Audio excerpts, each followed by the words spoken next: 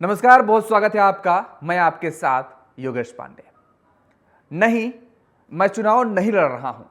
मैं सबसे सशक्त राज्य का मुख्यमंत्री रहा हूं। मैं खुद को ऐसी स्थिति में नहीं देख सकता जहां मुझे अपने चपरासी की नियुक्ति के लिए उपराज्यपाल से पूछना पड़े। मैं उपराज्यपाल के वेटिंग रूम के बाहर बैठकर उनसे यह नहीं कहूंगा कि सर प्लीज फाइल पर साइन कर दीजिए। ये शब्द जम्मू कश्मीर के मुख्यमंत्री उमर अब्दुल्ला के थे। जम्मू कश्मीर के विधानसभा चुनाव के 2 महीने पहले उनसे पत्रकारों ने जब पूछा था कि आपको एक केंद्र शासित प्रदेश का मुख्यमंत्री बनने में आखिर दिक्कत क्या है, जिसके जवाब में उमर ने चुनाव न लड़ने की बात कही थी। हालांकि बाद में उमर ने 2 सीटों पर दावेदारी की और जीत भी दर्ज की। 42 सीटें जीतने वाली नेशनल कॉन्फ्रेंस ने सरकार बनाई और उमर अब्दुल्ला आज मुख्यमंत्री बन गए। Umar Abdullah, do swear in the name of God that I will bear true faith and allegiance to the Constitution of India as by law established, that I will uphold the sovereignty and integrity of India, that I will faithfully and conscientiously discharge my duties as Chief Minister for the Union Territory of Jammu and Kashmir, and that I will do right to all manner of people in accordance to the Constitution and the law, without fear or favor, affection or ill will. अभी तक जम्मू कश्मीर एक केंद्र शासित प्रदेश है और उसके प्रशासन की जिम्मेदारी उपराज्यपाल और पूर्व बीजेपी नेता मनोज सिन्हा के पास है। नेशनल कॉन्फ्रेंस का कहना है कि सरकार बनाने के बाद सबसे पहला काम जम्मू कश्मीर को राज्य का दर्जा दिलाना होगा। लेकिन यहां सवाल उठता है कि उमर अब्दुल्ला की अगुवाई वाली नई सरकार पूर्ण राज्य के लिए क्या कदम उठा सकती है, तो उसको कुछ ऐसे समझिए। दरअसल जम्मू कश्मीर में नई सरकार के मंत्रियों की शपथ होने के बाद सबसे पहले विधानसभा में सरकार की तरफ से जम्मू कश्मीर के पूर्ण राज्य के दर्जे की बहाली का प्रस्ताव लाया जा सकता है और प्रस्ताव को मंजूरी मिलने के बाद उसे उपराज्यपाल के माध्यम से केंद्र सरकार को भेजा जाएगा। आगे का निर्णय केंद्र सरकार को करना होगा।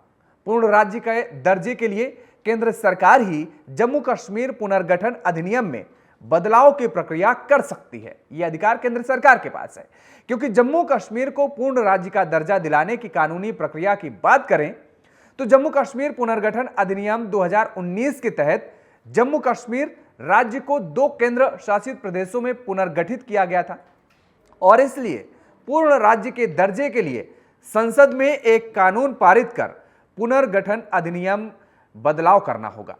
यह बदलाव संविधान की धारा 3 और 4 के तहत होगी। राज्य का दर्जा देने के लिए लोकसभा और राज्यसभा में नए कानूनी बदलावों का अनुमोदन भी जरूरी होगा। यानी संसद इस प्रस्ताव को मंजूरी मिलनी ही जरूरी होगी। मंजूरी के बाद इसे राष्ट्रपति के पास भेजा जाता है और भेजा जाना पड़ेगा। उनकी मंजूरी के बाद जिस दिन राष्ट्रपति इस कानूनी बदलाव के दस्तावेजों पर हस्ताक्षर करेंगे और यह फाइल जारी करेंगे, उसी तारीख से जम्मू कश्मीर को पूर्ण राज्य का दर्जा मिल जाएगा। लेकिन यह सब इतना आसान नहीं है, क्योंकि जम्मू कश्मीर के पूर्ण राज्य के दर्जे की मांग पर मोदी सरकार का रुख क्या है, इसको भी समझना बेहद जरूरी होता है। तो आपको याद होगा, अनुच्छेद 370 के हटने और पूर्ण राज्य का दर्जा खत्म करने के मामले पर सुप्रीम कोर्ट ने दिसंबर 2023 में फैसला दिया था। सुनवाई के दौरान केंद्र सरकार ने कोर्ट में जल्द चुनाव कराने के साथ पूर्ण राज्य का दर्जा बहाल करने का आश्वासन भी दिया था। लेकिन जम्मू कश्मीर के चुनाव के बाद बीजेपी सांसद और केंद्रीय मंत्री जी किशन रेड्डी ने कहा कि दर्जा बहाल करने की मांग पर केंद्र सरकार सही समय पर प्रतिक्रिया देगी। और इससे पहले 7 अक्टूबर को केंद्रीय गृह मंत्री अमित शाह ने जम्मू में कहा था, मैंने खुद कहा है कि चुनाव के बाद सही समय पर जम्मू कश्मीर को राज्य का दर्जा वापस देंगे। हमने यह संसद में भी कहा है, जो चीज हमने दे दी है उसको ये मांग कर रहे हैं। अमित शाह ने बातें कही हैं। मतलब साफ है कि जल्द चुनाव का वादा पूरा करने के बाद पूर्ण राज्य के बारे में आ रहे बयानों से यह साफ है कि सरकार इस मामले पर चरणबद्ध तरीके से आगे बढ़ना चाहती है। राज्य की चुनी हुई सरकार को ज्यादा मामलों पर अधिकार देकर उपराज्यपाल की भूमिका कम करके इस बारे में सही शुरुआत को हो सकती है। पूर्ण राज्य के दर्जे की बहाली पर सभी पक्ष सहमत हैं, लेकिन मुख्य विवाद इसे समयबद्ध तरीके से लागू करने के बारे में है। तो अब यह देखना होगा कि सभी अभी और इस मामले में कितना समय लगता है। लेकिन यहां सवाल उठता है कि क्या पूर्ण राज्य का दर्जा मिलने से जम्मू कश्मीर में फिर से चुनाव हो सकते हैं क्या? तो इसका जवाब है कि केंद्र शासित प्रदेश को राज्य में बदलने से विधानसभा को भंग करने की जरूरत नहीं होगी, क्योंकि चुनाव पहले ही हो चुके हैं। हालांकि पूर्ण राज्य का दर्जा बहाल होने के बावजूद राज्यपाल के जरिए केंद्र सरकार की भूमिका अहम रहेगी। अभी केंद्र शासित प्रदेश की विधानसभा के लिए चुनाव हुए हैं। पूर्ण राज्य का दर्जा मिलने पर विधानसभा के लिए नए सिरे से चुनावों की मांग भी उठ सकती है। जम्मू कश्मीर में चुनाव के नतीजे आने के बाद आर्टिकल 370 और 35A की बहाली के मुद्दे पर उमर अब्दुल्ला का रुख नरम है। अभी उनका निशाना जम्मू कश्मीर के स्टेटहुड है। हालांकि वह यह भी जोड़ते हैं कि वह आर्टिकल 370 और 35A के मुद्दे को भूले नहीं हैं।